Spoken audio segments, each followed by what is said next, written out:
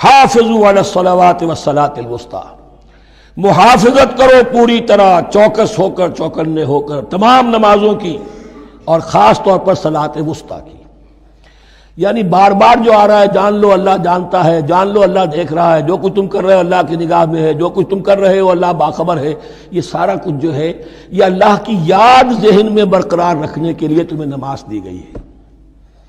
5 وقتہ تم حاضر ہو، دنیا کے کاروبار سے نکلو اور آ کر پھر عہد اللہ سے اپنا جو ہے، یہ جو حفیظ کا ایک شعر ہے، آؤ سجدے میں گرے لوح جبی تازہ کریں، سرکشی نے کر دیے دھندلے نقوش بندگی، آؤ سجدے میں گرے لوح جبی تازہ کریں۔ یہاں پر جو ہمارا بندگی کا نقش تھا، سرکشی کی وجہ سے وہ دھندلے ہو گئے ہیں۔ سرکشی نے کر دیے دھندلے نقوش بندگی، آؤ سجدے میں گریں لوح جبی تازہ کریں، کہ پھر اس پر اللہ تعالیٰ کے ساتھ جو عہد کیا ہے ایاک نعبد و ایاک نستعین، اسے پھر تازہ کریں۔ حافظوا علی الصلوات والصلاۃ الوسطی، صلاۃ وسطیٰ کے بارے میں بہت سے اقوال ہیں، لیکن عام طور پر اس سے مراد عصر کی نماز لی گئی ہے۔ دن میں 2 نمازیں اس سے پہلے ہیں، فجر ہے، ظہر ہے، 2 پھر بعد میں ہے، مغرب ہے، عشاء ہے۔ وقوموا للہ قانتین، اور کھڑے ہوا کرو اللہ کے سامنے پورے ادب کے ساتھ۔ یعنی ایک تو رکوع ہے جس میں جھکنا ہے، سجدہ ہے جھکنے کی انتہا ہے، قیام بھی قنوت کے ساتھ ہو، معلوم ہو کہ ایک بندہ اپنے آقا کے سامنے کھڑا ہے، اس کے کھڑے ہونے کے انداز میں بھی معلوم ہو کہ تواضع ہے، عجز ہے۔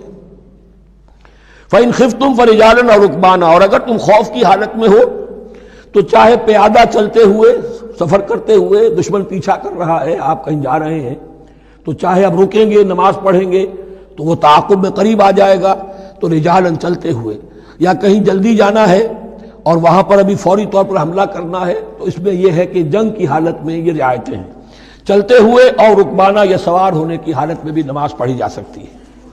فَإِذَا أَمِنْتُمْ، لیکن پھر جب امن میں ہو جاؤ، فَاذْكُرُوا اللَّهَ كَمَا عَلَّمَكُمْ، پھر اللہ کو یاد کرو جیسے کہ تمہیں اس نے سکھایا ہے۔ کس نے سکھایا ہے؟ محمد الرسول اللہ نے۔ صلو کما رأیتمونی اصلی، نماز پڑھو جیسے کہ تم مجھے دیکھتے ہو میں نماز پڑھتا ہوں۔ وہ ہے اللہ کا سکھایا ہوا، اس لیے کہ یہ بھی ثابت ہے روایات سے کہ حضرت جبرائیل نے آ کر حضور کو نماز پڑھائی ہے، 2 دن پڑھائی ہے۔ ایک دن 5 نمازیں اول وقت میں پڑھائیں، دوسرے دن 5 نمازیں آخری وقت میں پڑھائیں، اور بتا دیا کہ ان نمازوں کا وقت ان اوقات کے دوران ہے۔ تو معلم جو ہے حضور کے نماز کے معاملے میں حضرت جبرائیل ہے، اور اب حضور جو ہے پوری امت کے لیے معلم ہے۔ فَإِذَا أَمِنْتُمْ فَاذْكُرُوا اللَّهَ كَمَا عَلَّمَكُم مَّا لَمْ تَكُونُوا تَعْلَمُونَ، جو کچھ تم نہیں جانتے تھے اللہ نے تمہیں سکھایا ہے۔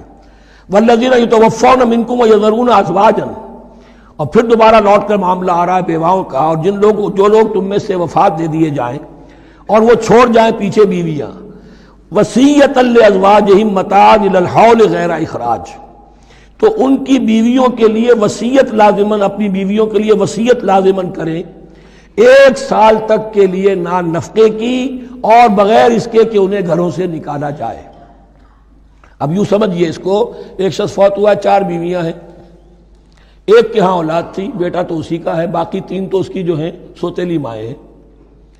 ایک ماں کو تو وہ اپنی ماں سمجھ کر اس کی خدمت کرے گا، باقی 3 کو لائبلٹی سمجھے گا۔